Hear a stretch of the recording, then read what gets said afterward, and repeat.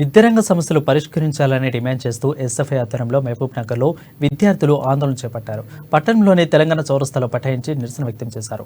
పెండింగ్లో బిల్లులు చెల్లించాలని, కాస్మెటిక్ ఛార్జీలు పెంచాలని డిమాండ్ చేశారు. విద్యాశాఖకు వెంటనే మంత్రిని నియమించాలని, అద్దె భవనాల్లో నడుస్తున్న హాస్టళ్లకు నూతన భవనాలు మంజూరు చేయాలని ఎస్ఎఫ్ఐ నాయకులు డిమాండ్ చేశారు. సమస్యలు పరిష్కరించుకుంటే ఆందోళన ఉధృతం చేస్తామని వారు తెలిపారు.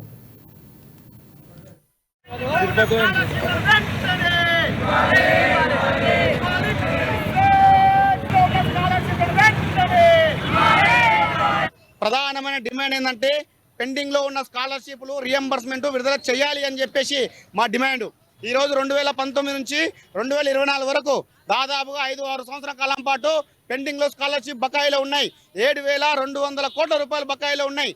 చాలా మంది విద్యార్థులు స్కాలర్షిప్లపై ఆధారపడి చదువుతా ఉన్నారు. స్కాలర్షిప్ విడుదల కానందువలన చాలా మంది విద్యార్థులు విద్యకు దూరమైన పరిస్థితి ఈరోజు రాష్ట్రంలో కనిపిస్తూ ఉంది. మేము ఒకటే చెప్తా ఉన్నాం ప్రభుత్వానికి, ఒక విద్యార్థి చదువు కోల్పోయిండు, చదువు మానేసిండు అంటే అది విద్యార్థి తప్పు కాదు, ప్రభుత్వాన్ని తప్పు అని చెప్పేసి మేము హెచ్చరిస్తూ ఉన్నాం. దాంతోపాటు గత ప్రభుత్వం ఒక మాట ఇచ్చింది, మెస్ కాస్మెటిక్ ఛార్జీలు పెంచుతామని చెప్పడం జరిగింది. అది ఏమాత్రం ఫలితం లేకుండా పోయింది.